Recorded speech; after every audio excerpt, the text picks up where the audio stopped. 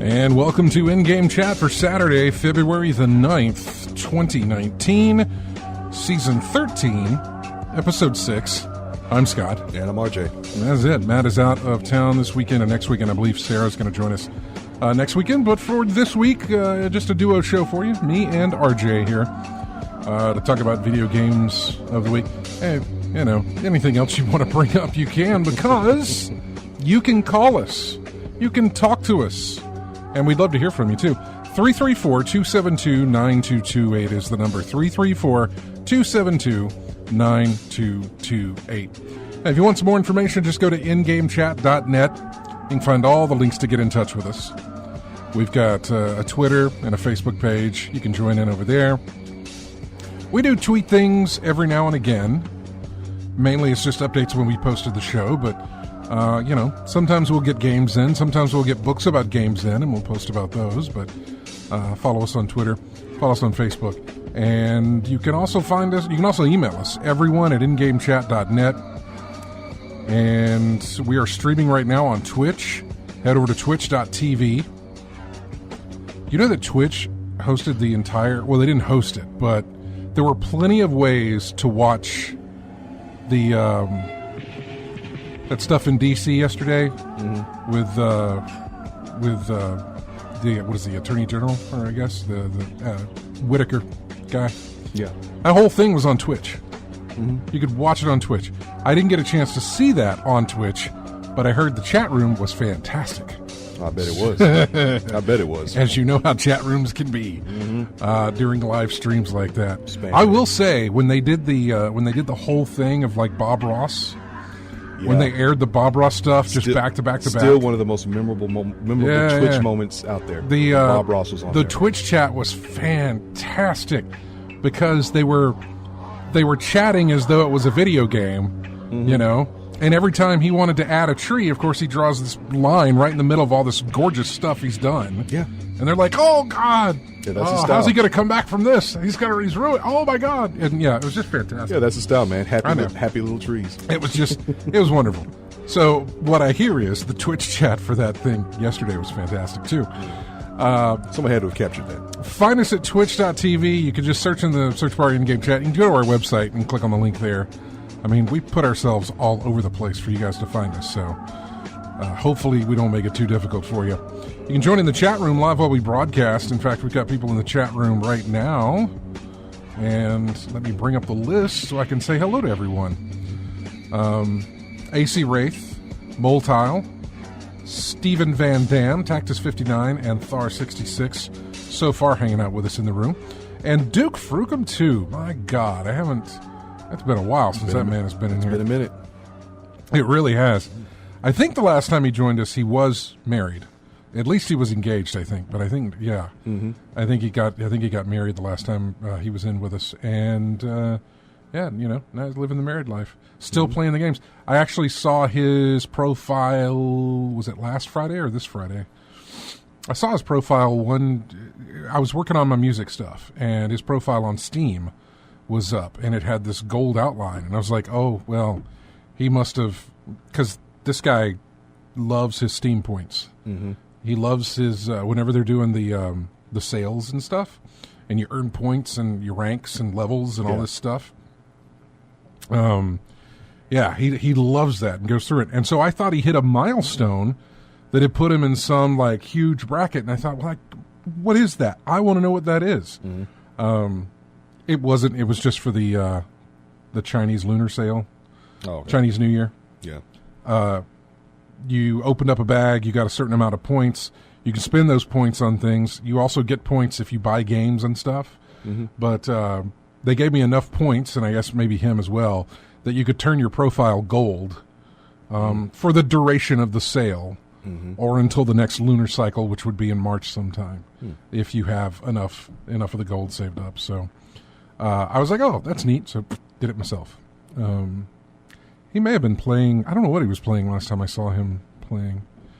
I know Random Man, who is not in with us at the moment, he was playing a Steam game last night that we did not have music for, or we had not played music for, so that is in the rotation of songs that we have for today's show.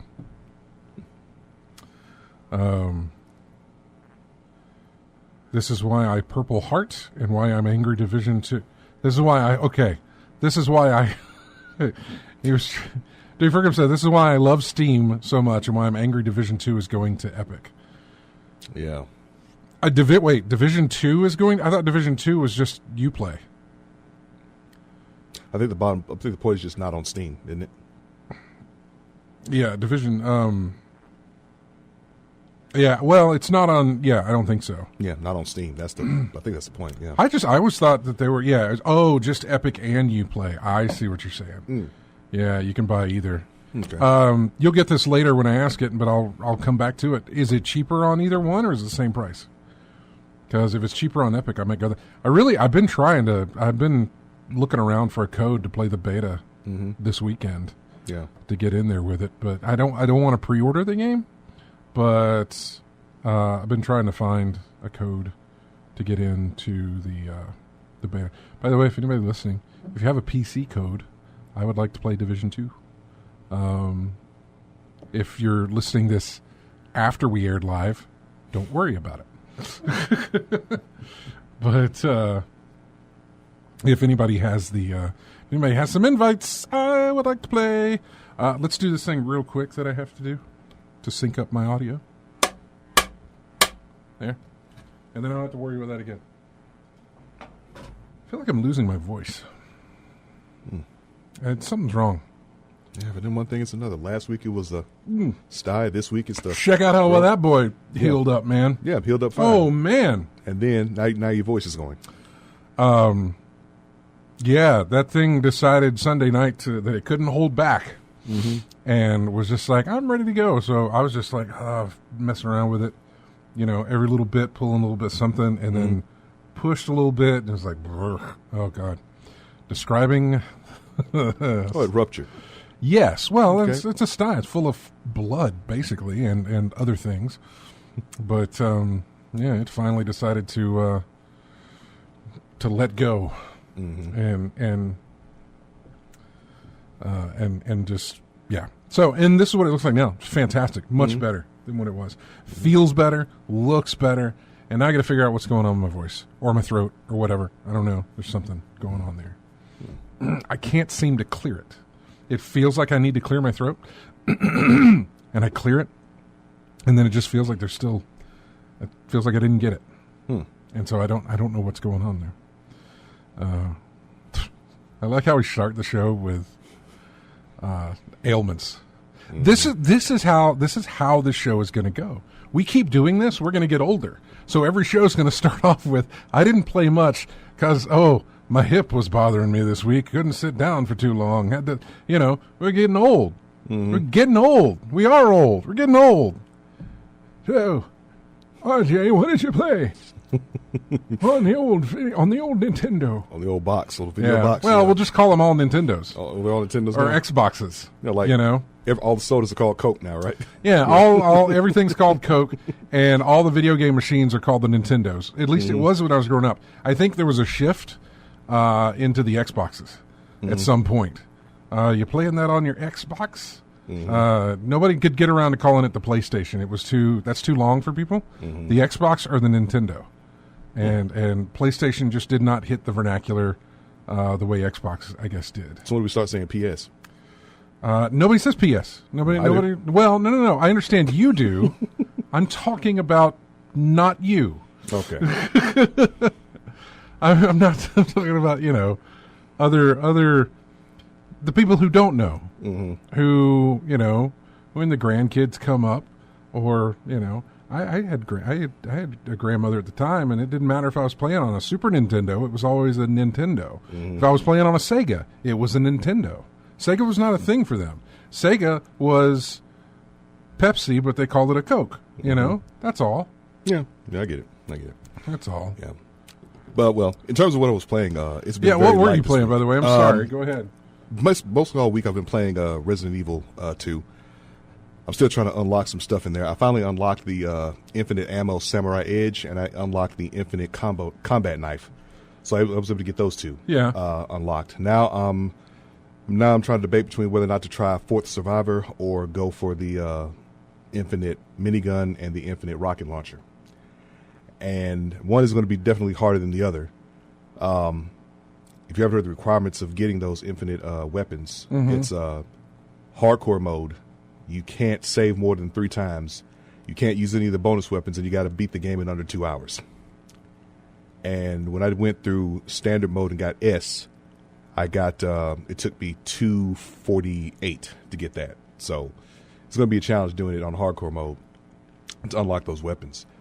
But I've also been watching some videos on the 4th Survivor gameplay, and that is looks like a rough patch in and of itself. I think the fastest I've seen it done was in 7 minutes. Duke Fruckham says no spoilers for Resident Evil 2. Duke Fruckham says no spoilers for Resident Evil 2. He's starting it this week. Okay. So I'm not spoiling story on it. It's just requirements. I know. I was just getting that out there so you know about it when we go through. I mean, there's nothing really much you can talk to me about because I haven't played it. I wish Matt was here so you guys could continue your conversation. But because I can't really add anything to the story here. Yeah. But yeah. So anyway, I just basically trying to work on unlocks and things like that through the game. Basically, what I've been trying to do this week. So I'll probably, I'll most likely try to start the 4th Survivor. It seems to be quicker that way instead of trying to go through the game all over again. Because there's some scenarios I haven't gone through yet with Leon and Claire. Yeah. Anything else that you played? This is going to be a quick segment. Very little of anything else. I played a little bit of SSX. I was feeling nostalgic. A little bit. I was playing SSX. Which one? PS3. 2000. The latest one that came out in 2012. The one that seemed to not necessarily a reboot, but it's sort of the one that takes place on one single mountain. No, this is the one on all over the world. This is the World Tour one. SSX in 2012 had the format of multiple mountains around the world. There are different countries you go to play. It had the Deadly Descents. I think we're thinking of the same one then. Yeah. I think SSX on SSX on PS3. Yeah, it didn't have a number. It wasn't SSX Tricky. It wasn't SSX 3. It just said SSX. Yeah. Okay, I remember that. Yeah. So that's why I was playing a little bit of that. Found some of the network things are still up because I keep hearing about PlayStation Network going out on PS3 in the future or something. I keep hearing something in the news about that. Did you hear anything about that? Or support or something for PS3. Support for PSN was stopping or something like that, or something being gone from PSN. I mean, we're losing the PS Plus games after. We're losing Vita and PS3 games after. That's probably it then. Yeah. Okay.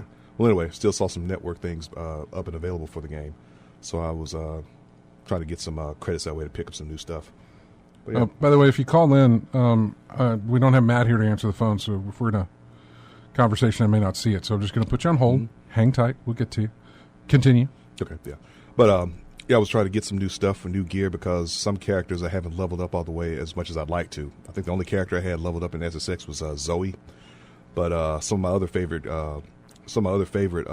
characters in there weren't anywhere near her level because Zoe was the first one you get to play with. Yeah. So she was the one that gets all. She was the one. She's most likely going to get all the benefits and perks that you got so far. She's going to have the most anyway.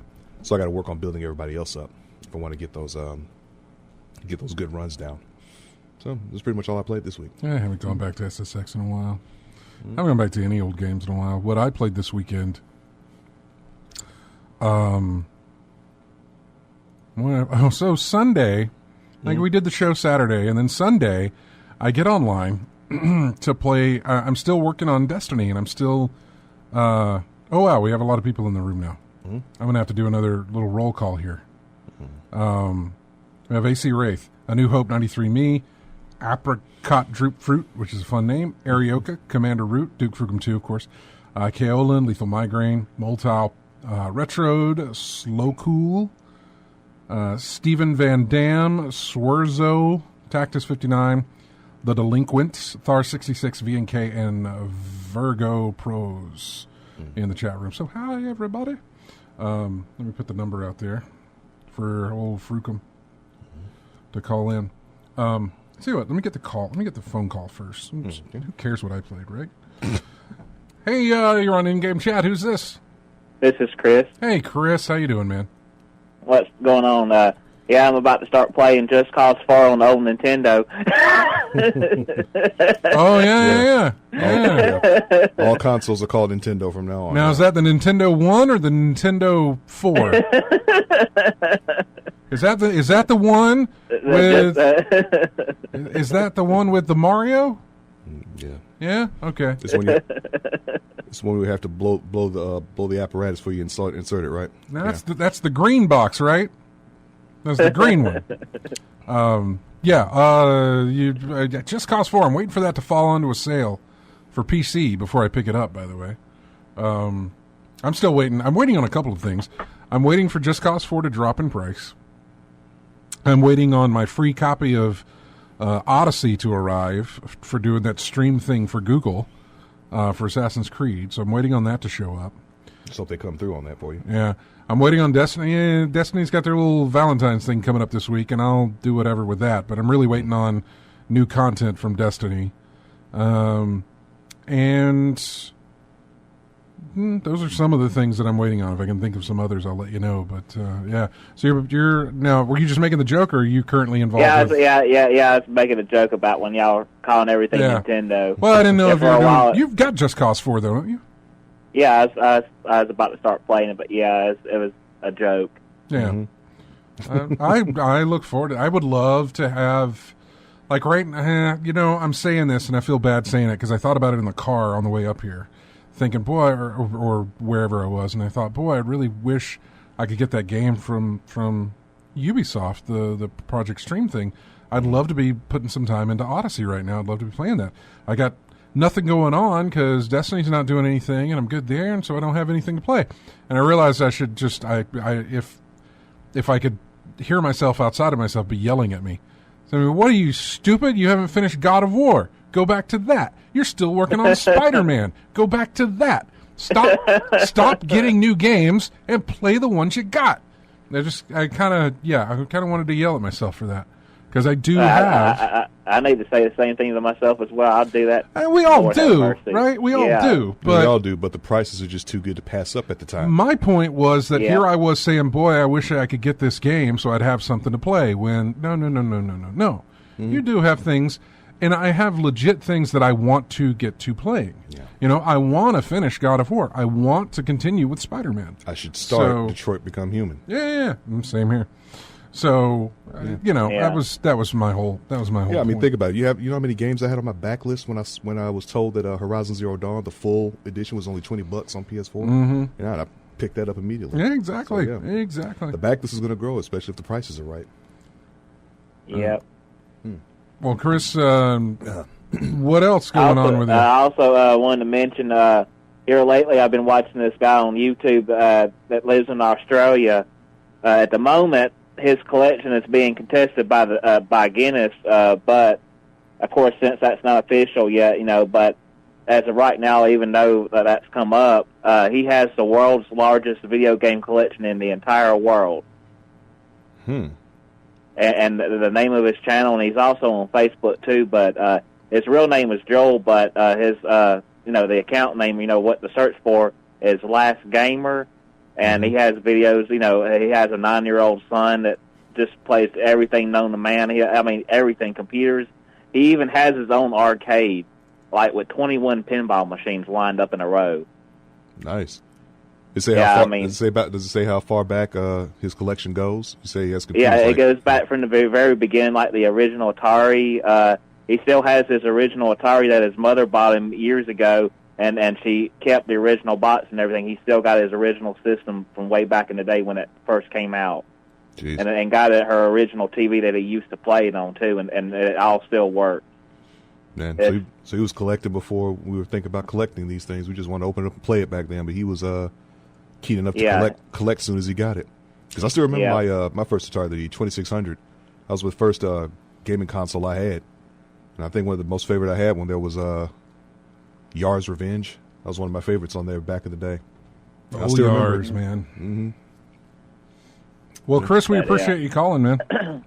But y'all, anybody listening, I'll check out his YouTube channel and stuff. And one of the ones he just went through is the video game collection of the consoles.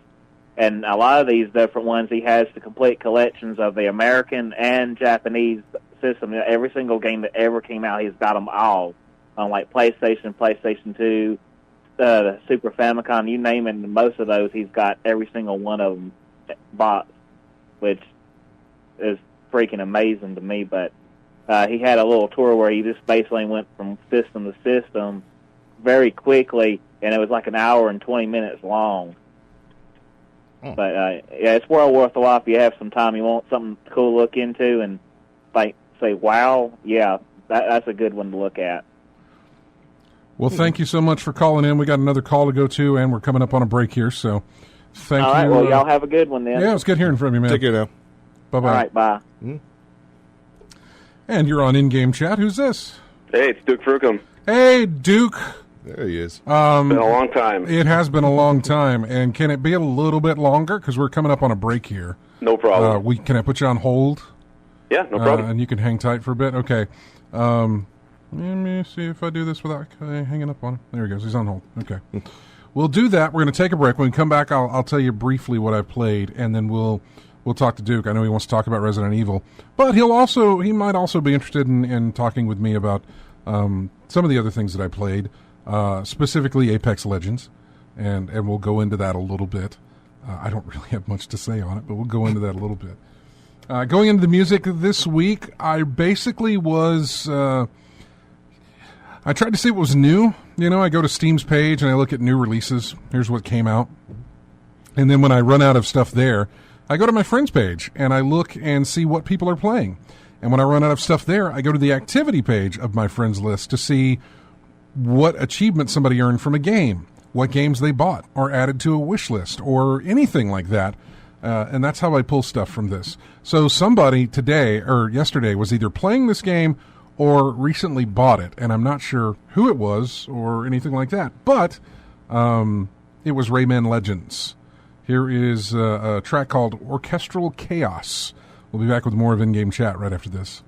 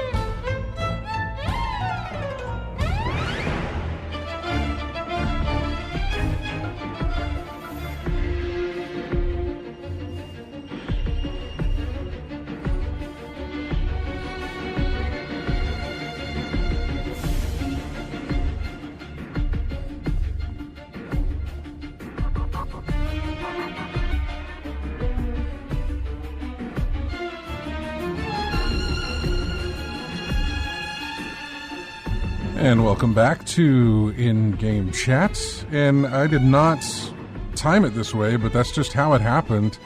Duke Frucom, you may not recognize the music. I don't know. Do you recognize that music? No, not so much. I think it was you that was playing this last night, a game called Get Even. Yes. Yeah. Yes. Yeah, I learned about Get Even actually yesterday when I saw a trailer for their new game, which takes place in Chernobyl. And that made me go to Steam to take a look, and then I liked what I saw. I bought it and started playing it. Yeah. I saw you playing Get Even. I'd never heard of it, and I thought, well, let me go get some music from that. And found a tracker, and threw it in there. Did not. This thing's on a rotator in here in the station, so it randomly brings up. I tell it I want it to play these 6 songs in random order, and then at random it brings them up. So the fact that it played that song when we're going to talk to you. That's very fitting. Completely random. So before we get to you, I'm just going to go into what I played real quick. Last week after the show, I had gotten a pretty good... I was on my last step for the the last word exotic weapon, Destiny 2, the hand cannon. And my last step for that is to earn some medals in Crucible that you have to earn. Well, Random Man X, who I play with, he popped on Sunday, and he and I were talking, and he hadn't popped on all week. And I was like, well, you got to go do the quest. On the parts that are Crucible, I'd love to go with you and help you with those, and that'll help me get my thing. Yeah. That explicative that I can't call him here because it's on the radio, did his quest. We both finished our quests at the same time. But the fact that I started mine earlier in the week and it took me that amount of time to get to where I needed to be, and it took him one day, one afternoon, yeah, it really annoyed me. He's really good at Crucible, though. So, yeah, I finished that up on Sunday. I played some Spider-Man during the week. I got to the point where Taskmaster comes in. And he's like, hey, here's the bombs that you have to go. And then I was like, oh, this is the part that's going to annoy me. Being timed on trying to do these things, being scored on it and everything else. And the only way to get a check mark on the map that you're finished with one is to earn the highest score. Yeah, gold. Yeah. God, that is going to eat at me. Which tasks do you like from him? Oh, no. I've only gotten the bombs one so far. Are they all bombs or no? Okay. Well, the first one that I did, there were 3 explosives, and I had to get to them and sling them and then web them, and they exploded. So then that's kind of like your race against the clock one. Yeah. So when I go to another one, is it going to be the same thing, or is it going to be something different? From what I recall, it's going to be something different because there were 3 different types of Taskmaster challenges. One of them is bombs. Oh, okay. Well, I didn't go to any others. Okay. Well, I did that, and then the other game that I played was Apex Legends. Okay. Fired it up. It's free to play. I've never cared about battle royale games. I've never played a single battle royale game. Never did PUBG. Never did Fortnite, and still have never done Fortnite or PUBG.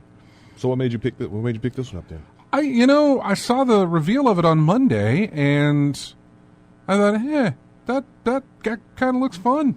It kind of looks fun, and it's free, and I'll just pop it on and see what happens. And none of the other battle royales gave you that. Fortnite never drew me in. PUBG. Okay. So here, this is a good thing to go through, and I know you're still there, Duke. Feel free to chime in anytime you want to. PUBG releases, and it doesn't necessarily look the best. I don't really like to judge games on that because you can have gameplay out the ears, but you can look like paper mache. Yeah. I mean, you don't have to be the prettiest game on the block. You just have to be. You don't. But for my Super Meat Boy comes to mind. Yeah, that game was that game was in early access. PUBG was, and it just it looked buggy and finicky and whatever. And I was just like, doesn't look like my sort of thing. Drop you down in your underwear and you got to pick up clothes and things. Whatever. That's not a thing. Yeah. Then Fortnite comes out and I was like, well, that looks a little.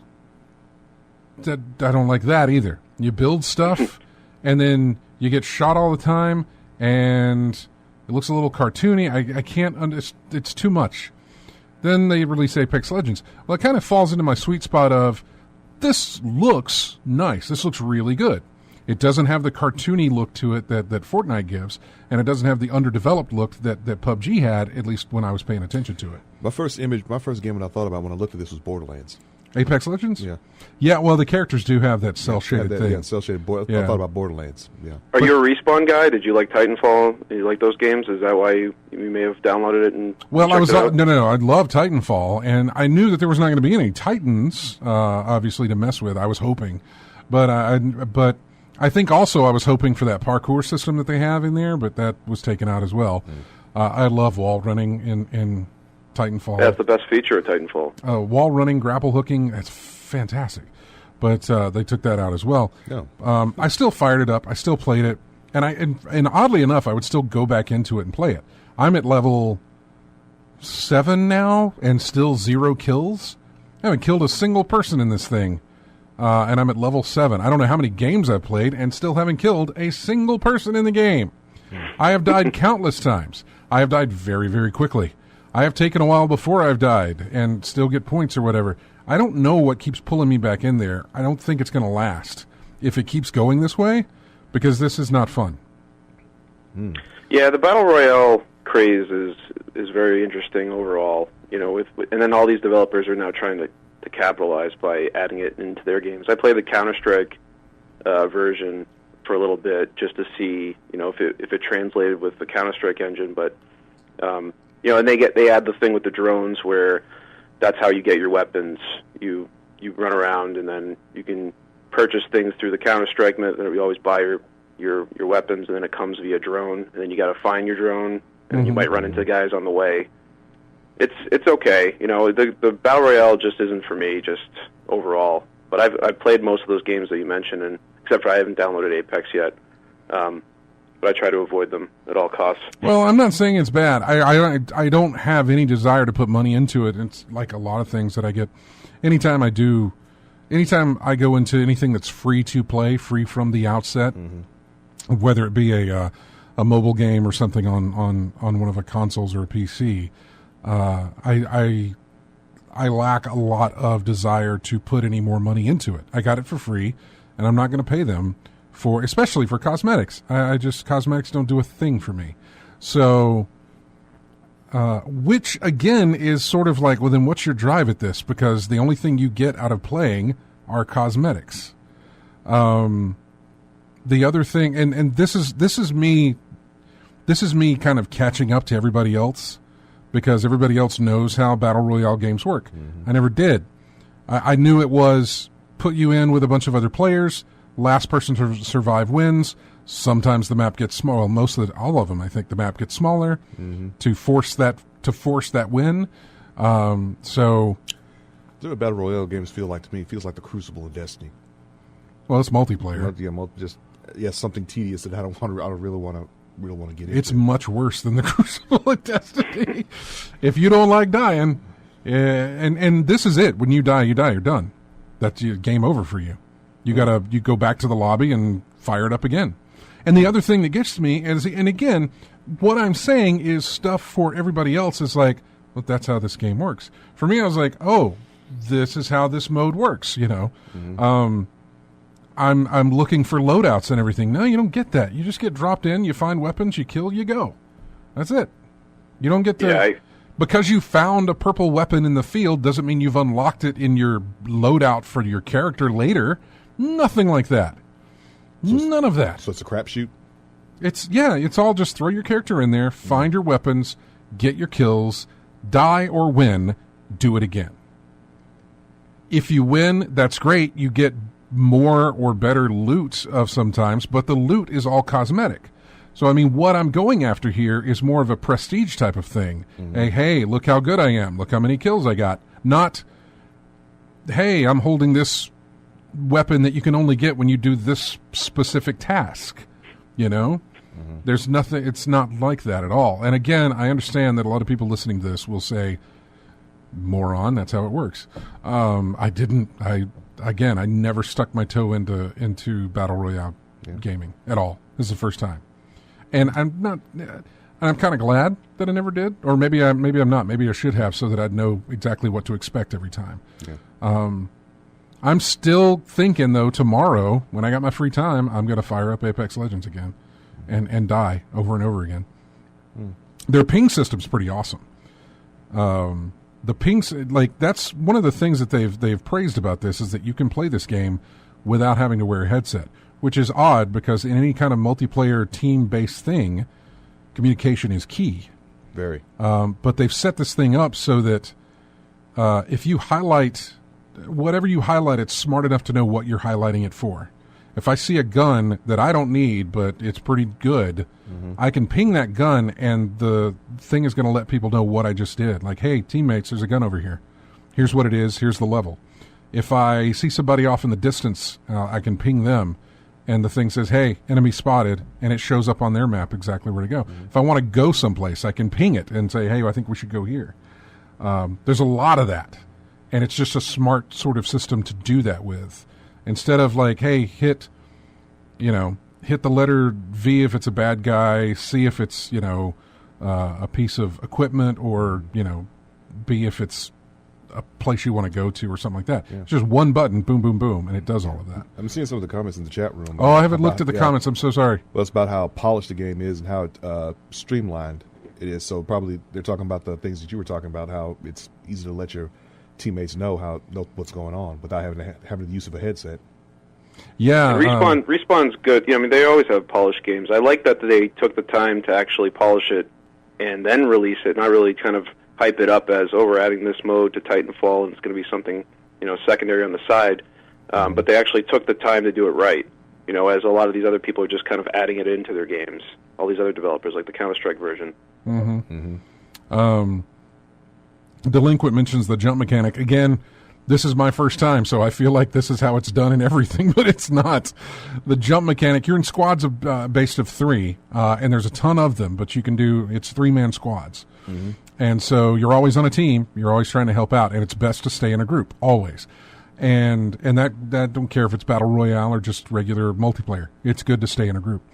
And so when you do make the jump, you have somebody who is listed as the jump master. And you can see an overview of the entire area that you guys are going to be playing in as you're flying over it. And the jump master can select, I think we're going to go here, and that pops up on your map. You can okay that, or you can say, what about over here? You can suggest a different place. Mm-hmm. But eventually, when you jump, you bring your squad with you. If you're the jump master, you bring your squad with you. And you follow that person all the way down to the point that they take you. If you don't want to do that, you can freely break away. It's your own choice. Mm-hmm. Never a good one, though. Again, whatever. You stay in a group, but yeah, that's the revivability. I guess is not something that was in other things. The revive is not bad. It rarely ever gets to work for me. When I go down, then somebody is usually not around to help me. I'm either the last on my team because I've been able to hide well, or the other guy is dealing with the group that just shot most of his team down, mm-hmm. and he's got to survive somehow to get there, and so usually saving us is not a priority. Right. Even if you do die, there is the ability to pick up your whatever it is and make it to a respawn chamber in the game, and then you can bring us back in. If you can't heal us right there on the spot, there is a way to bring us back in.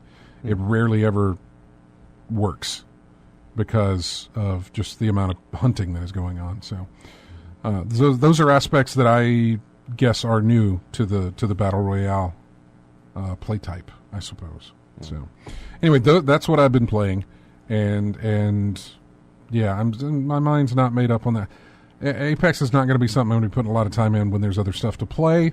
I just kind of wanted to get a feel for it. I would love to at least get a kill.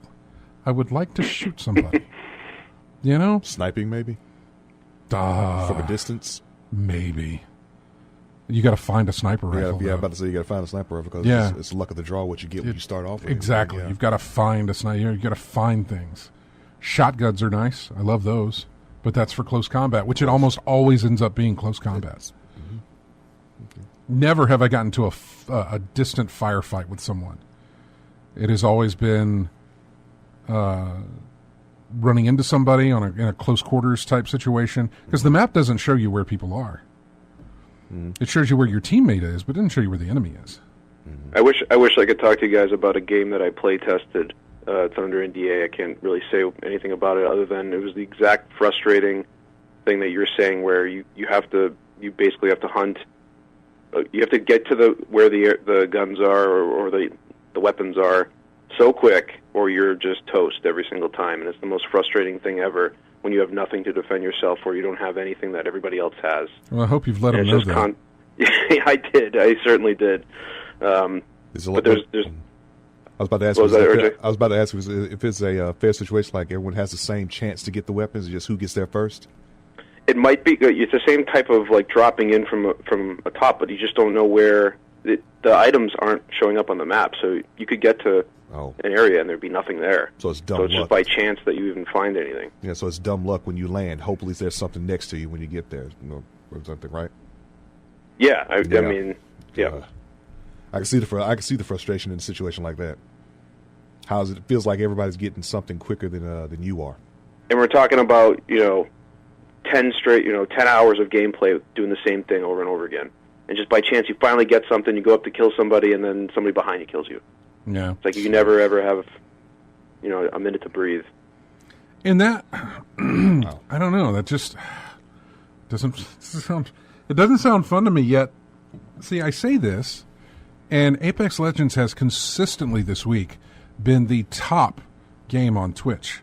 Mm-hmm. Like, it is knocking down the Fortnites. It is knocking down the League of Legends. Well, just wait till the newness was beaten off. I was thinking that too. Yeah. I don't know that that's going to happen soon. I'm not sure. I mean, obviously, Fortnite will come up with something to draw the player base back in with their different seasons. Mm-hmm. Apex does have the newness going for it, but it has seasonal plans as well. Yeah. So, look, I'm not calling it a Fortnite killer, but I'm just thinking just the new aspect of it is just what's making it do that. Yeah. Anyway, Duke, I know you want to talk about Resident Evil. I want to talk about a lot of things, actually. Well, then, I heard your comments last week about you were playing Destiny 2. You're talking about Bungie. I think it was with the comments with Anthem. And the shooting mechanic is always... Mm-hmm. Well, there's a reason why Bungie always has those streamlined, weapons, very low recoil, futuristic, laser, that kind of shooting. Man, Bungie 2 is just the easiest, boringest game on the planet. There is nothing 2? To offer, especially after. Did you say Bungie 2 or Destiny 2? Did I say Bungie 2? I meant Destiny 2. Yeah, you said Bungie 2. Destiny 2. I mean... It still draws me in. I cannot believe you're still on that, even from all the time we dumped into the first game, just with almost no satisfaction in the end of it. On PC, I've really enjoyed it. PC has given me that 60 frames per second and 1440, nice looking, whatever. It gives me the mouse and keyboard effect with it. It's fantastic. Love it. Now, if I was still going it alone, I don't necessarily know that I'd be into this, but using the LFG group in Discord for Destiny players, found random. He's joined the clan and found some other folks who have joined the clan. A couple of people from COG and elsewhere have joined the clan, and it's just nice to have people to play with whenever I need people to play with. That's true. I can't even believe they still don't have a mechanic inside their game that allows you to find people for raids and stuff. Oh, no, I still got my complaints, man. I've still got my problems with it. I don't... Trust me, I mean, it's bad when they don't even build in a mechanism for you to raid with other people. I know. I mean, what... I know you hear me talking about that, but you also hopefully aren't hearing me praise that. I only talked about the shooting mechanic that I'm familiar with. That's fair. Yeah. That's fair. But, I mean, that's what... You were talking about Anthem and how I guess Anthem's... I played the Did you play that? Demo. Yeah, I played the demo. I was in the alpha even for that. But you're right, though. The shooting is very sporadic. It's very not tight. Mm-hmm. There's a lot of room for error.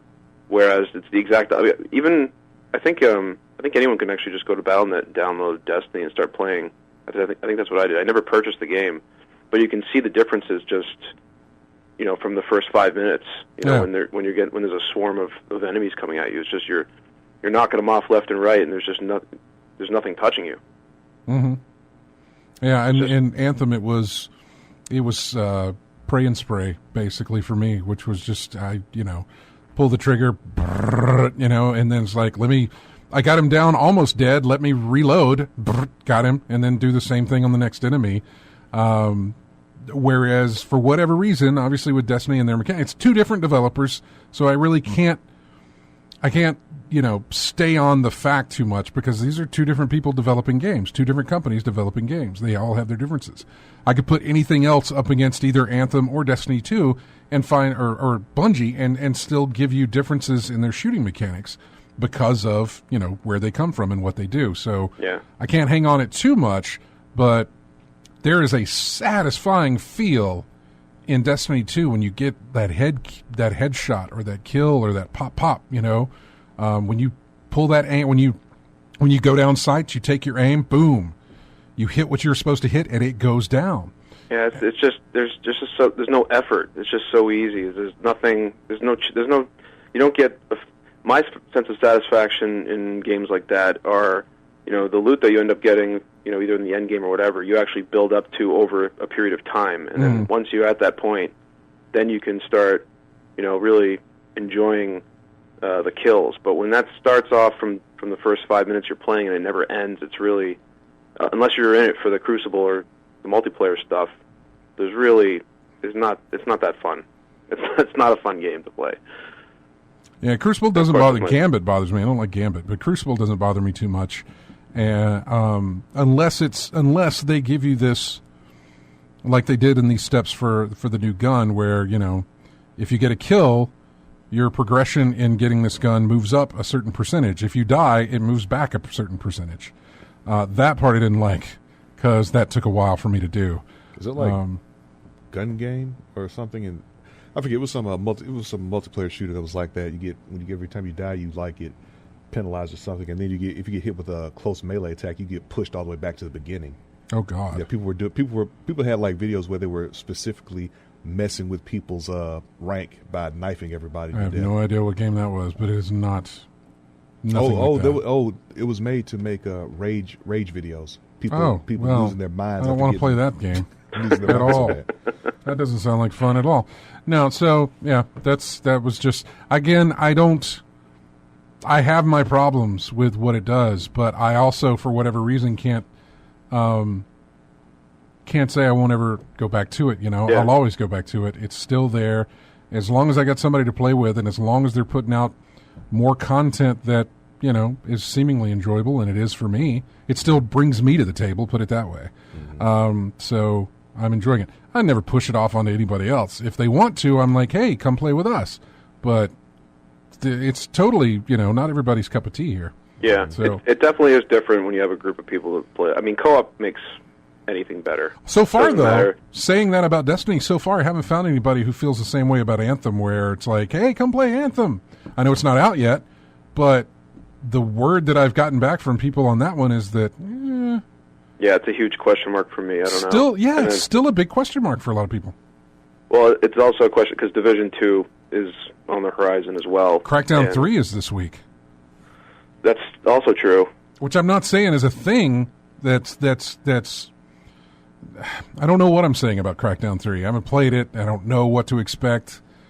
I'd like to put some time in with it. Yeah, but Crackdown's one of your favorite titles. Well, you play the opening of the show. It's from Crackdown 1.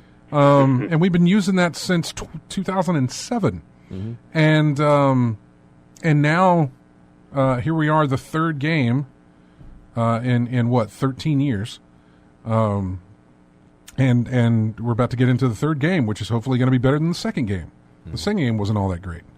First game was fantastic. I haven't gone back to it to see if it still holds up, but first game was fantastic. The second one, or the third one here, seems to be play the game single player. You can do it offline. You don't have to worry about anything, and there's no destructible environments. If you play online, it's done through the cloud, or whatever they want to call it, and destructible environments are everywhere. Buildings fall, massive buildings fall, things break. Well, I don't know. But it comes out on the 15th, and I'm curious about it. So, but yeah, Division 2, been trying to get in that. You in the beta? You doing the beta this weekend? Yeah, I'm in. I've been playing today, yesterday. It looks great. I almost don't want to play it because, they throw you in and you start doing missions right away. I kind of want to just wait for the game to do the missions. But no, it's a beta. Did they start you off at what level did they start you at? Oh, you're 0, so you go in and they let you level up however you want. There's side missions. You can actually go to the Dark Zone too. I haven't made it over there yet, but the game just looks polished, and it looks better than the first game, which you hope it to after all the years. But it just looks really great. Really, there's so much on the streets now, like debris, little details.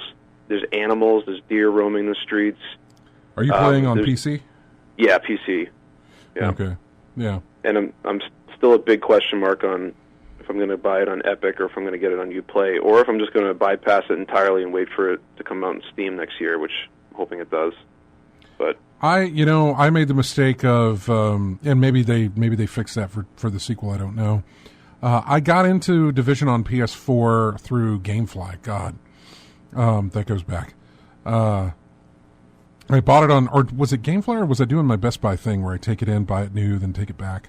I can't remember, but I played it for a little bit on PS4 with some of the other guys on the show. We played it a little bit on PS4, and when maybe it was even for the beta for that. I can't remember.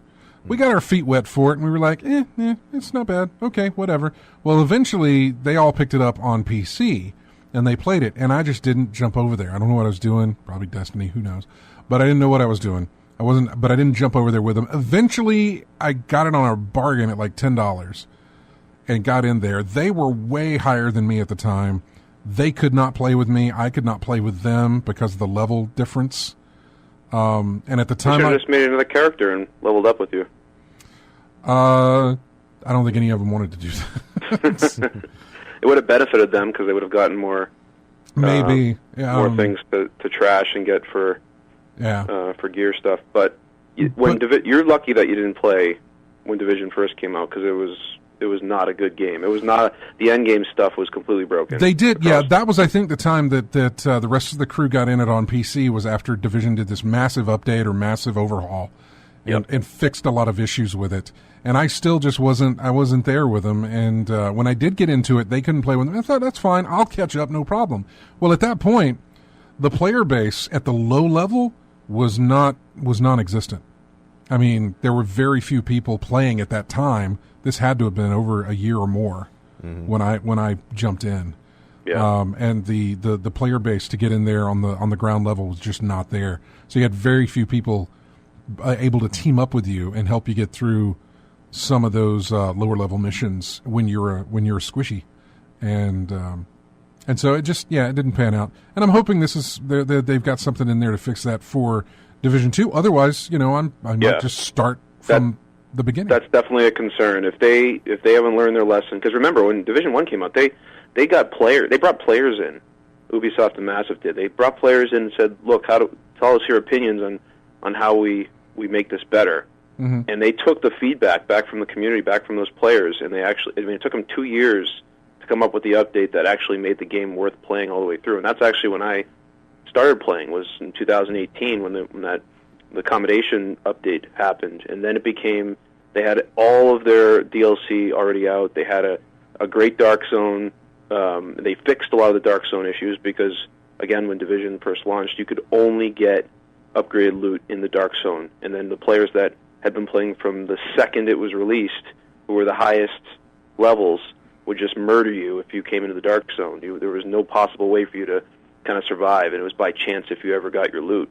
So it took them a very long time to get those updates out to Division, and if they haven't done that, and they haven't taken all the advice and all the things they've learned from the first game into consideration with Division 2, that'll be a problem, because they need to have that available from launch day. Otherwise, you're going to lose your players again. Yeah, can you hang on again? Sure. We got to take a break again. We're at the top of the hour, so we got to take our break. When we come back, we'll have you back on. We'll talk more about this Division 2 thing, and I know you want to get in some Resident Evil talk, and I don't know, I've got a bunch of stuff here from video game news. What did I want? Oh, well, most of it's Apex Legends, because they did so well this week.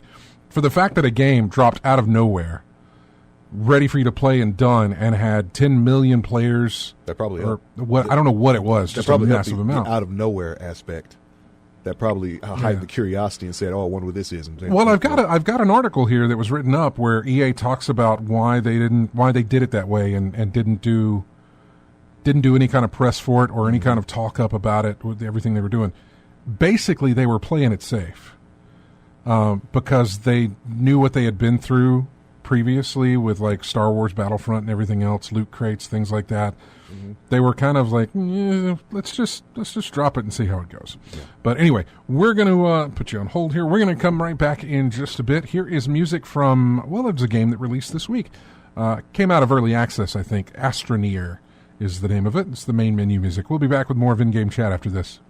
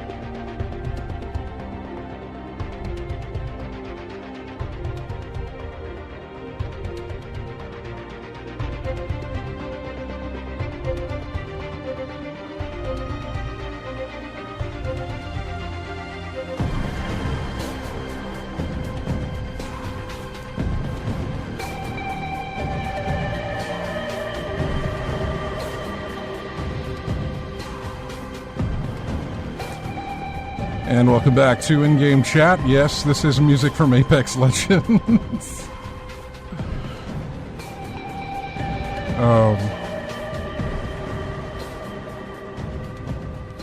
I don't necessarily know what track this is.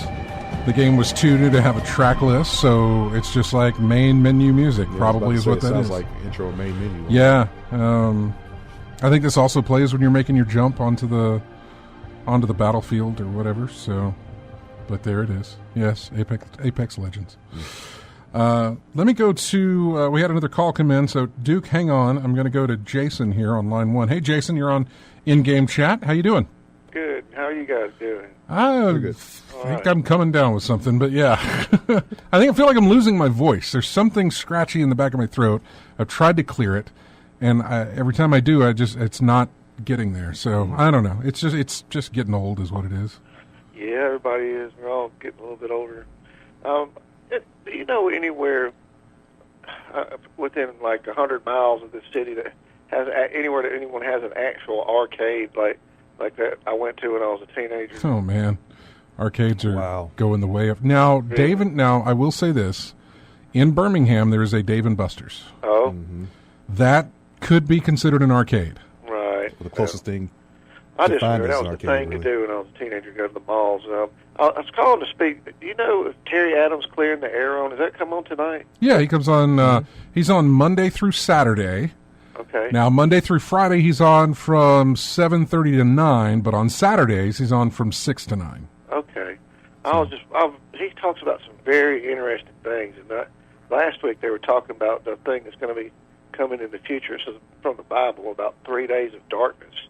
And I looked at a lot of it on YouTube and studied it. And man, is this even a half of what they were saying is going to happen? It's going to make scary movies look like a fairy tale or a baby story or something. Well, he's coming up at he'll be on at 6, and you can call in and talk to him about.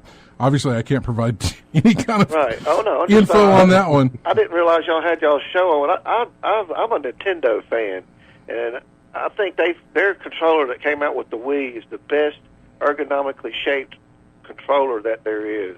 It's like they made it. It's perfectly formed for the hand. Well, no, Nintendo's had a long history of just finding peripherals that I say peripherals, but the things that go with whatever they're working on to just be sleeker than you know what. I mean, it's just been. It's one time I had every one of the Nintendo systems, and I gave them to my son, and he ended up moving or something or another. You know, I'm thinking, how in the hell do you lose 30 years worth of Nintendo that I've kept up with, and you move from one place to another, and you can't keep up with it? I just finally had to just let it go and get over it. It made me sick. Oh, no. I have kept up with mine. I have mine. They've all turned yellow. Right. Apparently, this is what happens to plastic over decades. It gets a yellow tint after a while. So, yeah, my SNES, my Super Nintendo, with the exception of a certain part of the system itself, all yellow. Do you ever frequent that shop in Eastbrook where they have all the video games and places? Is that the one that's right next to the record stop? Right. Yeah. Man, they got anything you can think of, a video, they got it. Yep. I've been in there a few times. I don't have anything like, so what I have now is Nintendo released that little mini console that had the old things on there, and I was able to get into that and add more games to it that I wanted to play. So my retro fix is well and taken care of, both on Super Nintendo and regular Nintendo as well. So, all right. But we appreciate you calling in, Jason. All right. Have a good night. You too. Take care. Bye-bye. And we'll go back to Duke now. Hey, man. I'm sorry. I just got 30 years worth of equipment. Well, it happens, man. It's the same thing that your parents would tell you about their baseball cards and comic books. I still got those too. Well, yeah, we do, because our parents kept telling us how it sucked when their moms and dads threw them out. So we're like, we're not going to do that. And for the most part, moms and dads have said that they're not going to do that, but some of them still do. I'm just saying, we were raised hearing the horror stories about our parents having all of their stuff thrown out, right, when they moved or whatever, and the mom's like, oh, I got rid of those silly baseball cards. You remember the story I told you about the Black Label Castlevania Symphony of the Night, right? Remember that? Oh, yeah. No. Yeah, just ended up in a garage sale. I think the son had them, and the parents were selling them for $5 a pop. They don't know. Yeah, they don't know. Yeah, they didn't know. Because that retails for what? I say retails. That goes for what on... 3 figures? Yeah, on eBay Each. or whatever. Yeah. On eBay? Yeah. So, no. Just hang on to your stuff. If you really care about it, hang on to your stuff. If you don't, get rid of it. That's the thing. The worst thing I ever did was trade in my Nintendo and my Super NES for a PlayStation. Oh, my God. No, I still have my Nintendo and SNES. I never owned a PlayStation, though. I got one of the originals that plays burn games. You stick a little toothpick in there. I remember that. Remember that? We all got those jury rig systems, man. We all do. I remember that. I think you could do that on the Dreamcast, too. Yeah, I think you could. You just all you had to do is own one game. You put it in and wait for the PlayStation logo to boot up. Pull it out, put in the burn game, and it should continue. Yeah, some of that for PlayStation. I think I had one for Dreamcast, just a boot disc for the Dreamcast. It was the only way I could play some of the imports that I got. Some of your import stuff, yeah. Oh, that's awesome. No, I had my gaming history goes that I had a Nintendo, like almost every kid anyway. Depends on the age demographic you're talking to. But I had a Nintendo, and then I had a Super Nintendo, and then I got rid of my Super Nintendo to get a Sega, and then I got rid of my Sega to get my Super Nintendo back, and then I stopped. I didn't move into N64. I didn't move into Dreamcast. I didn't move into Saturn. I didn't move into PlayStation 1. I didn't come back into the game world until Xbox and PS2. I don't know. I had to get a PlayStation. Yeah. It was. This is Blockbuster Video Days. Go to Blockbuster, rent a PlayStation. I rented Resident Evil, and I was hooked on that franchise. And that's why I had to trade in my stuff. And that's a good segue right into Resident Evil 2. Remake, reboot, reimagine, whatever you want to call it.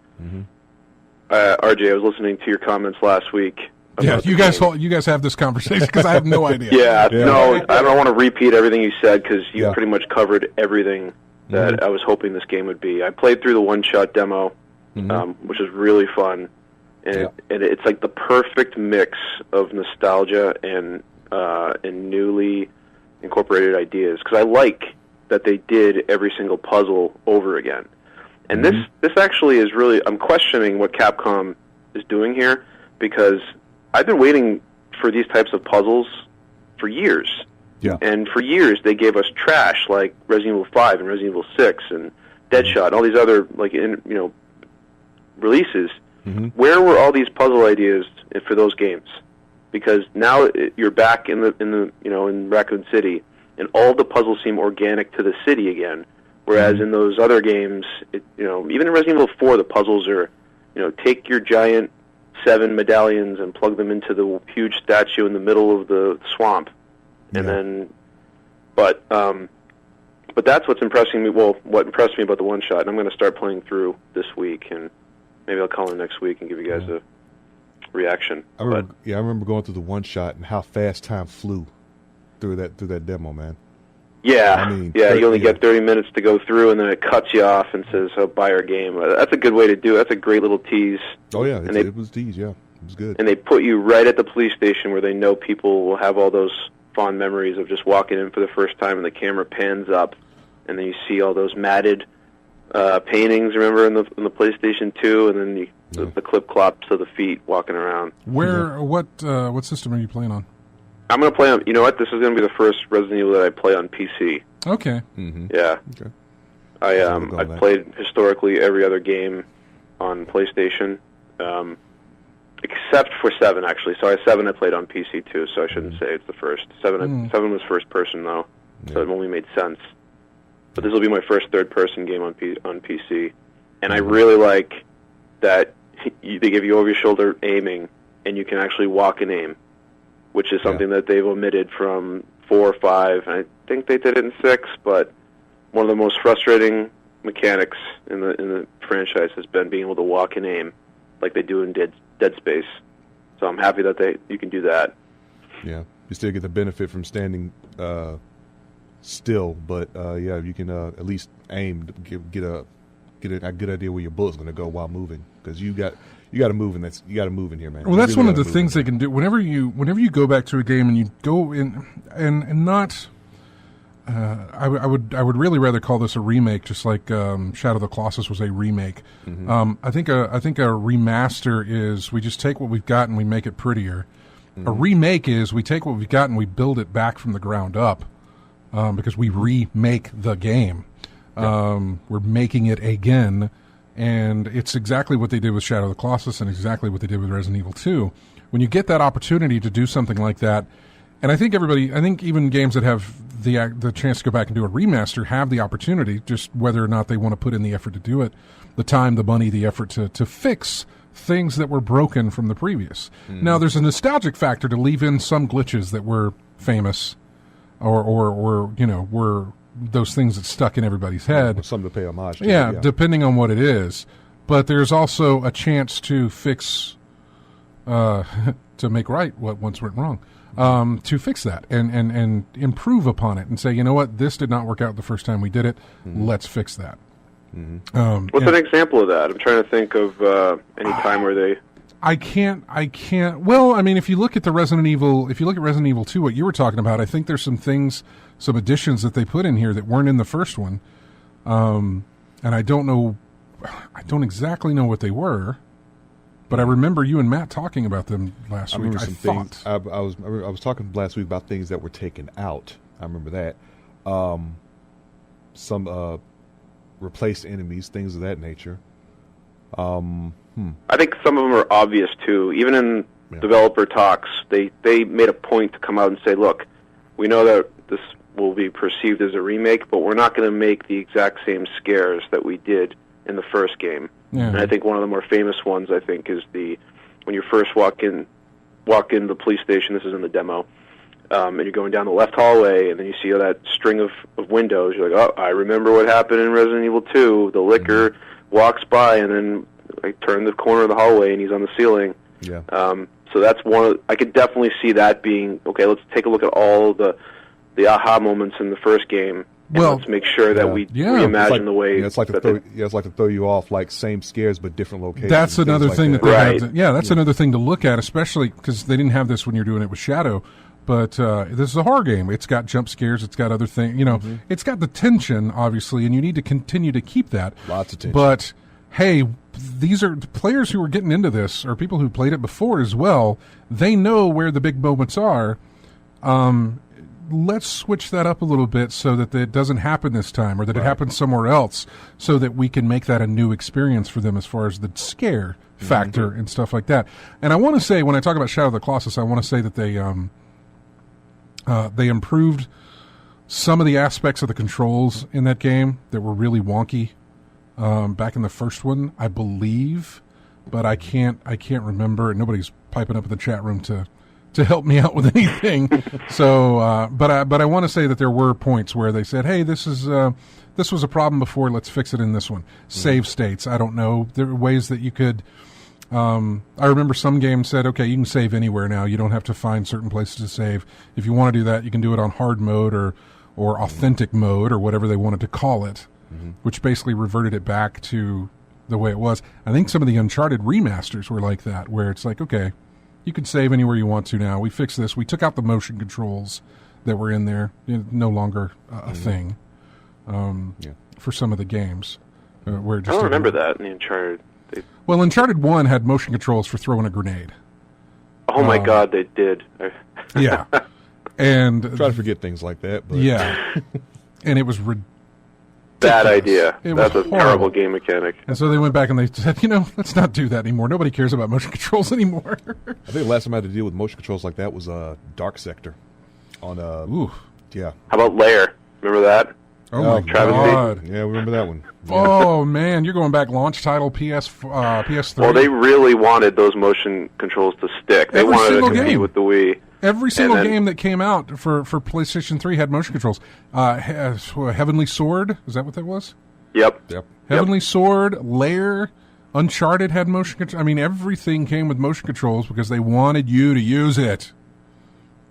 Even though it sucked. We were so happy to turn them things off in the options if they let you.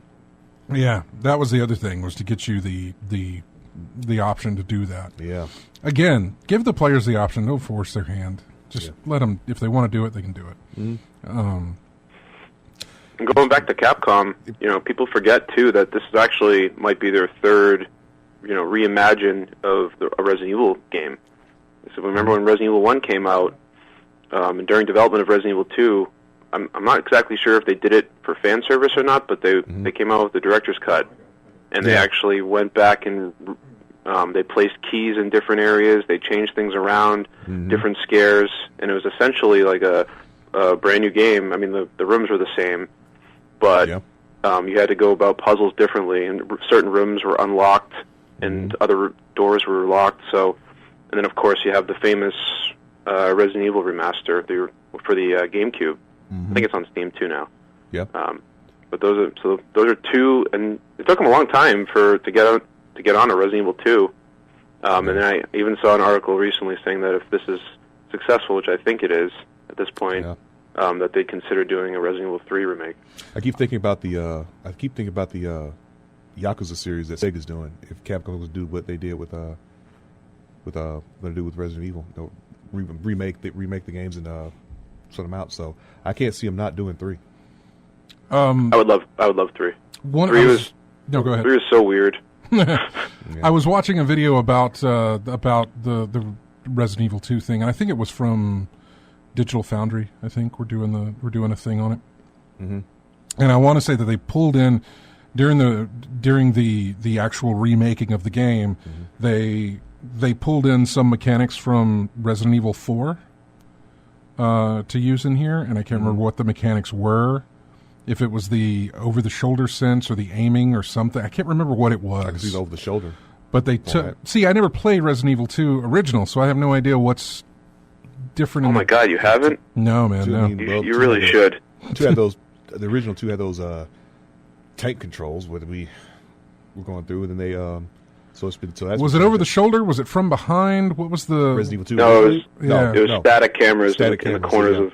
Okay. Static camera and tank controls. That I think is what they did, was that it pulled in the controls from Resident Evil 4, which gave you this... Yeah, 4 had the over-the-shoulder over-the-shoulder thing, and they said, they put it into the remake. Did they or did they not?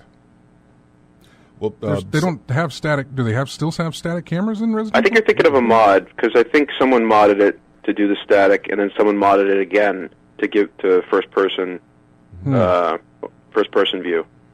So I don't know if it's an official, Capcom release, but I know that there's mods out there that allow you to play like that if you want. Because I want to say the tank controls were all the way up to Code Veronica. Code Veronica had tank controls too. Yes, it did. And then they came out with a bunch of weird titles like Dead Aim, which is like and first Survivor, person. And, light gun games, things like that.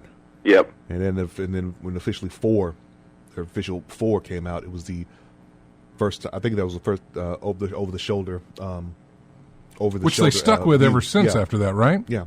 Okay. Over the shoulder view that was in the main series. Yeah. Because I played 5. Yeah. And I played a little bit of 6.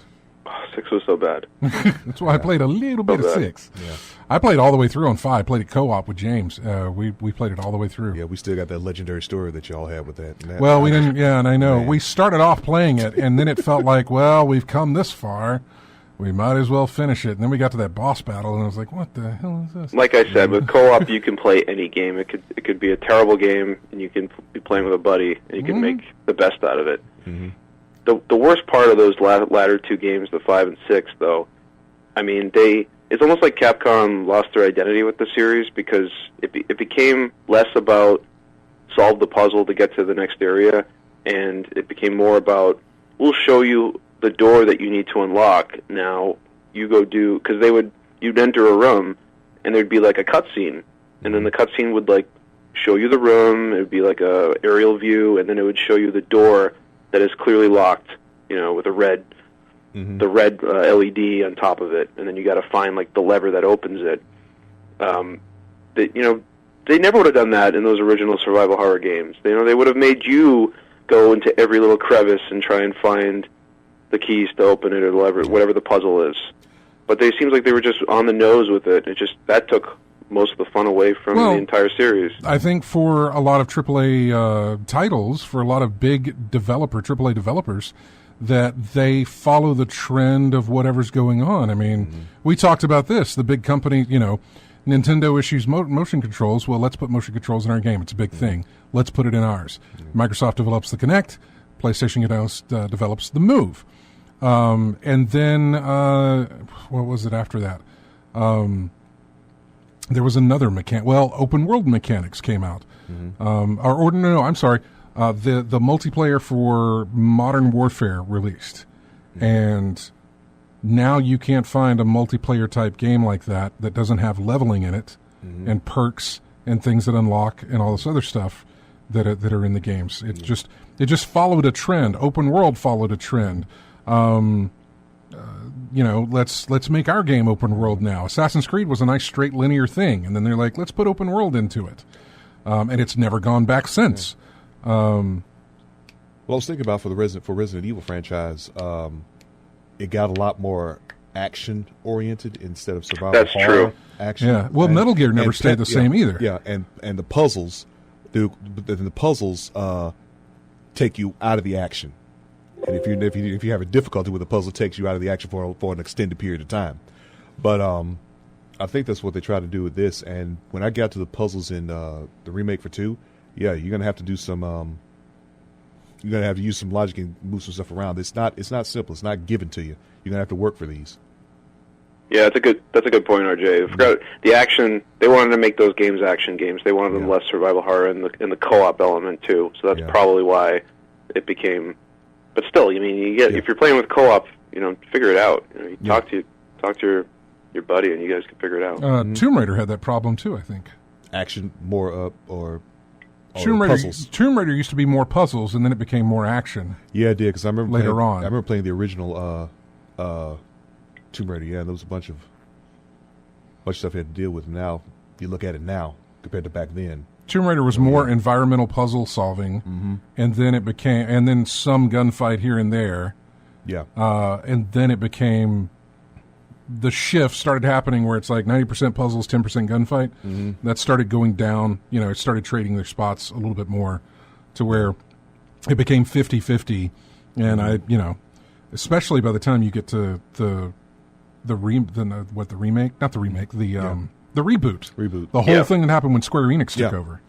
There's very little puzzle solving in that first Tomb Raider. I think the only thing they talked about for the reboot was how rough it is for Lara and the action in there. Right. Well, it was exploring. It was exploring and action, but the only puzzles were the tombs, and there were only a few of those in the game that had puzzle aspects to them. Yeah. And so, I was like, I'm not big on that. Yeah. A lot of people criticize that game too for that, where you essentially kill, 250 people in that game. Laura does. Whereas in the original game, I think she kills 5 people. Right. Yeah. And 5 folks is wildlife. That's been a common. That's been a common kind of argument with the Uncharted series. Because people complain that Drake is just like this quipping, handsome guy that is a murderous, he kills hundreds of people in all of his games, so I tend to try and detach myself from that type because I try to put the character in the situation that they're currently in and try to move through it. And that's why you end up with like these gritty reboots with what Laura has to go through in, what is it now, her third game, Shadow of the Tomb Raider? I still haven't played Shadow yet. I've never finished the other one, Rise of, and I haven't started playing Shadow. I forget there is 3 of them now, Yeah. We gotta take another break here. Duke, you want to hang on, or I'm actually gonna take off, but it was great talking to you guys. Thanks for having me back on. And it is always great talking to you, man. Take care. Tell the wife I said hello. That's so weird to say. I will do that. She's calling me from the other room right now. I think she's mad that. All right, man. I'll talk to you later. Take care, guys. Bye. Bye-bye. Take care now. All right. We're going to take our break. When we come back, we'll do the final little segment here. I've got plenty of news that we really haven't touched on, and I'll just go down the list here to hit up some of the few that we have, a few minutes that we have remaining in the show. I wanted to tell Jason there is an arcade in Alabaster, and like Hooligans Hangout, I think is what it's called. Chris sent me a message, and for whatever reason this thing doesn't recognize my face. And it is, it's Hooligans Family Fun in Alabaster. 519 First Street, Southwest Alabaster. So maybe that's a cool thing. I don't know. There's Dave & Buster's, like we said, in Birmingham. That's sort of a half and half. It's like a restaurant bar type thing. But then it's got arcade games. So just so you know, if you've never been into a Dave & Buster's, it's got some arcade games. Most of it is redemption games. Yeah. Yeah. I think the other one I've been to, but he said within 100 miles. It's like a showbiz for adults. Yeah. I said the only one I've been to, he said within 100 miles, but the one I went to was round 1, but it's in Atlanta. Yeah. Yeah. And it's pretty much the same thing. There's a restaurant, bowling alley, billiards, and all that stuff, but there's a whole bunch of arcade games in one section, and like you said, about half of it is like redemption games for tickets. Yeah. All right. When we go into break here, this is a game that Random Man X was playing on Steam last night, and it was Everspace, which I had not played music for before at all. So here's the theme from Everspace, and we'll be back with more of In-Game Chat right after this.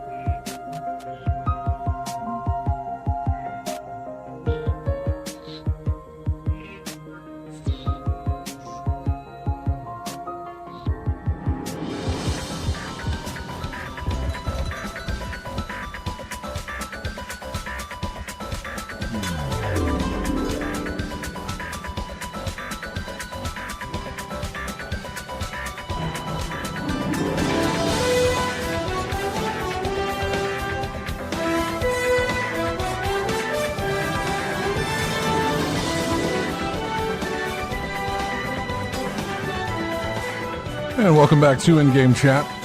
Just RJ and myself for this episode, and we're winding it down now. This is music from another recently released title, God Eater 3.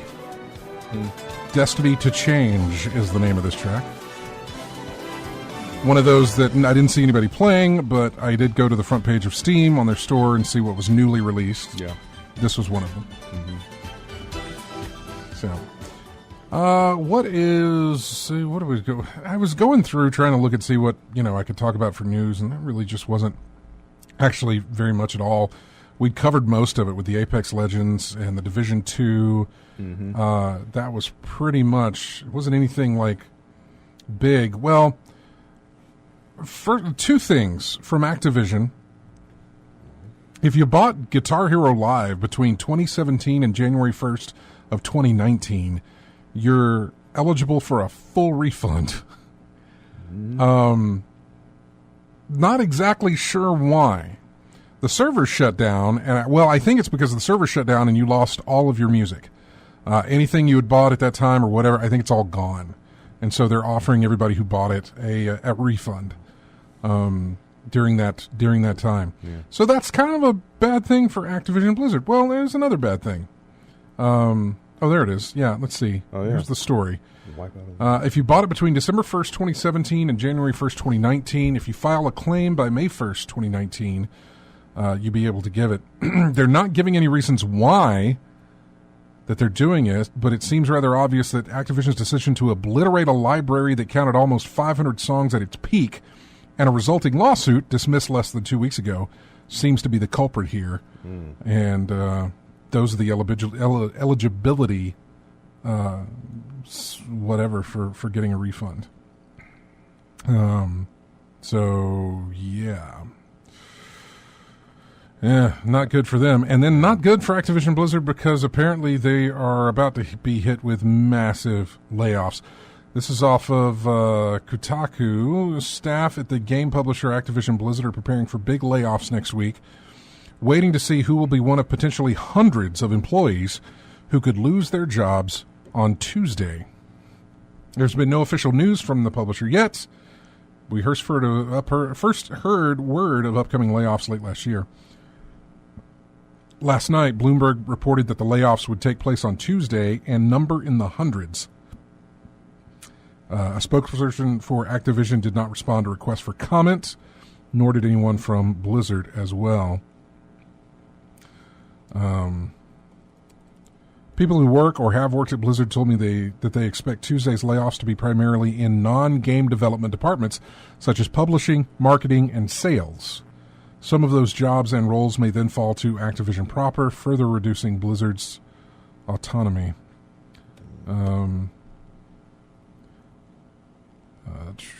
Activision employed an entire team full of Destiny support staff who now have no work. 2 people close to the company told me that there have been a few opportunities for those former Destiny staff to move to other teams, but those opportunities are limited.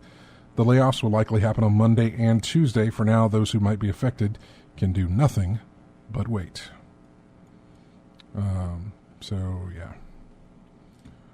What else do we have here? The Steam Awards. I don't know. They did a show that was like 20 minutes long. I was trying to see what the actual... I don't want to see the recordings. I want to see the results. I don't have the results. I thought this would have the results. It does not have the results. Well, great. I don't want to watch the recorded show. Let's see who won what. I was going to go over the list of winners, but never mind. I'm not going to do that now. All right, so going back to Apex Legends, EA's decision to do this on a hush-hush stealth release type thing. We don't get a lot of big title stealth releases. And by that I mean big studios releasing stealthily. You know, indies release stealth-wise all the time. You hardly know. It's why when I go to the new game page on Steam, I can't believe how many new games released this week that I have never heard of. Because there's a lot of indie stuff, a lot of outside genre stuff, just a lot of things that I'm not really looking at. Maybe other people are, I don't know, but a lot of titles that I have never heard of were in development or anything like that. So they're stealth to me. Apex Legends is a little bit different. Apex Legends is akin to something not necessarily Call of Duty-esque, but just a really big title releasing out of nowhere without any noise whatsoever. There was a little hint of something over the weekend saying that they've got something to announce on Monday, but that it was going to be available Monday, I didn't know. That it was going to be a Battle Royale game, I didn't know. The last I knew, Respawn was working on a Star Wars title, I thought, for EA. I knew this was not going to be it, because you don't stealth release Star Wars. When you're the sole company that can publish Star Wars titles under the Disney umbrella now, you don't stealth that. You build the momentum for that thing. You get your pre-order money in there. Which is probably the first hint that this should have been, you should have been thinking this was free to play. EA is not a company that passes up the opportunity to squeeze you out of money. Look at the release chart for Anthem, a game that is coming out this week, or at least actually it's coming out later. But if you are a member of the Origin Plus people, whatever the subscription service, you get it 10 days earlier, which falls on the 15th of this week. There's an entire graph, an entire spreadsheet of when this game releases based upon how you buy it. And that's for Anthem. So I think your first hint that this was a free-to-play game should have been the fact that it's coming from EA and they're not trying to squeeze you out of pre-orders. They're not building anything up. Sure, it's free-to-play. So they were going to be doing a free-to-play game, loot boxes. When they were bought by EA, it's not going to be Titanfall 3, so they were kind of nervous about that. They say it's a perfect recipe for a marketing plan to go awry, so we have that. Let's just ship the game and let players play. It's coming from Respawn. It's got a Titanfall look to it, or I think it's sort of set in that Titanfall universe, just without Titans. But it was not going to have Titans in it. It was going to have loot boxes. It was all kinds of, here's problems if we hype this up, where it could just go wrong. They were leaning on influencers first and foremost. No pre-launch hype, no PR campaign. It's their first major new IP since Titanfall, sneaking out before another major new IP, which is Anthem. This actually might hurt Anthem sales, honestly. One's free, one is not. Yeah, it's a sign of supreme confidence in the product and a bold marketing strategy. The game's line producer, Drew McCoy, gave the above quote that I was talking about, like, hey, it doesn't have Titans in it. It's got loot boxes. We're kind of nervous about this.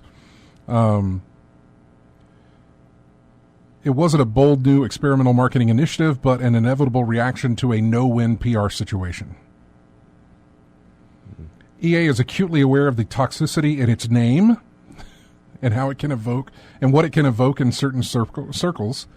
We're talking about a company that has won and still ranks highly in the worst companies in America list. It knows how game communities and the media feel about loot boxes and free-to-play. They hate them. It knows how games communities and the media feel about Titanfall. They love it. The conspiracy theories write themselves. EA, after sending Titanfall 2 out to die during a hyper-competitive month, bought up the business and forced it to stop making Titanfall games and build a free-to-play title instead. So yeah, the recipe is in here for something that would go completely wrong if you built this up and announced and said, hey, it's coming 2020. You know, more info at E3. No one would care. So yeah, they got no pre-release campaign,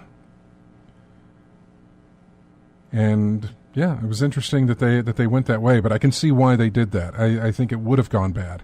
I think first off that it didn't arrive a buggy mess is amazing.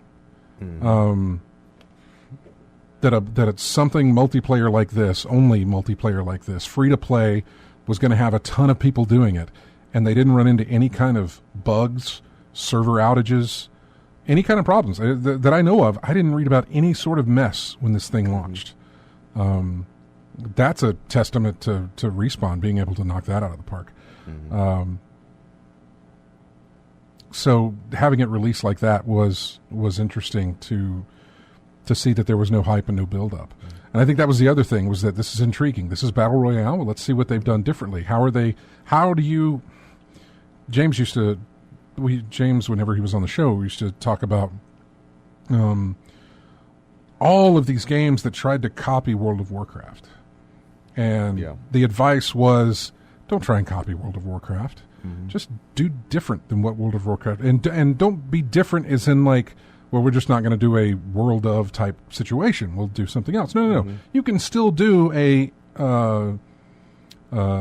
MMORPG type thing, a massively multiplayer online game. You can still do that. You can still make it like World of Warcraft, but find something different. Find a different pull. to get people in there, because there was a ton of clones that released. Yeah. And there's a ton of clones for your Battle Royale as well. But they had to said, so instead, don't be like Fortnite. Don't be like PUBG. Still do your Battle Royale, but find something else there. So the respawn mechanic. And a couple of others that they've talked about, and I can't really go into too many because this is my first Battle Royale game. Mm-hmm. Me playing this felt like, is this what those games are like? Yes and no was the answer. Mm-hmm. In a lot of ways, yeah, it is. And then in a very few, there was no. They do it a little bit different, that's how you find your hook. That's how you find your place in that market. Mm-hmm. Don't be the same. Pie's not big enough for you to split that many ways. And it's already being split massively at the moment, the demographic for that. PUBG, Fortnite, God, every other game that has added a Battle Royale into it. I think Battlefield's got one and Call of Duty's got one. Yeah. Just your pie is being split massively. So everybody that comes along after that is going to take just a smaller piece of that away from everybody else, and probably not enough to benefit you. Until people play it and realize, well, this is crap, I'm going back to what I know, and then you've got a failed game on your hands. I think Lethal mentioned one called Realm Royale. There's another one like that. Yeah. Battle Royale. Possibly, yeah. Very, very I'm sorry, I'm just looking at the chat room here. I was looking at a statement that H-Town D put in there. He says about Apex Legends release. He said about it's a great strategy, giving gamers a chance to base their opinion on the game itself and not have reviews or previews tainted. And of course, it only works if the game is free. Yeah, it only works if the game is free. And that works. Yeah, exactly. That's another thing that they didn't have. Again, they didn't have this build-up or this hype. They didn't have people saying, yeah, we were just flown into wherever to play this game, and this is what I think about it. There were no videos on YouTube for this thing so that you could see it until, of course, they announced the game and they released these videos. So that, I think, sparked curiosity, number one. You couldn't just go to YouTube and watch somebody playing this game so you could get an idea for it. It wasn't there. It wasn't there yet. So you had to basically find out for yourself what this is. That's kind of neat. That's kind of an interesting strategy marketing-wise. But it can also backfire massively. Yeah. And this didn't. And, yeah, it's just an interesting thing. We got to wrap up here. We got to go. Our time is running short. I want to thank everybody for joining us. And my voice is also seemingly running short. I want to thank everybody for joining us in the chat room. I want to thank Duke Frucom for the call. I want to thank Chris and also Jason for calling in. I want to thank everybody who grabs us each week from iTunes. I want to thank everybody in the chat room. There's a lot of you there. AC Wraith, A New Hope 93 Me, Apricot Droop Fruit, Commander Root, Duke Frucom, H3 Lushka, I think. H-Town D, Lethal Migraine, Multile, Retro Scapania, Slow Cool, Stephen Van Dam, Swerzo, Tactus 59, The Delinquent, Thar 66, VNK, and Virgo Pros. Just so great for you guys to join us each week, and we do appreciate it. Find us on Discord. Find one of us somewhere on Discord so we can get you in there. We keep it locked down tight. We've got a group on PlayStation. We've got a group on Xbox. We've got a group on Steam. We've got a clan in Destiny 2. If I could make a clan for Apex Legends, I would, but you can't. Anyway, have a great week, everyone. We'll see you next Saturday. Here is music from some other game somebody was playing on Steam last night that we did not play music for. It's a game called Ruiner, and the name of the track is called Drifter. We'll see you next Saturday. Have a great week.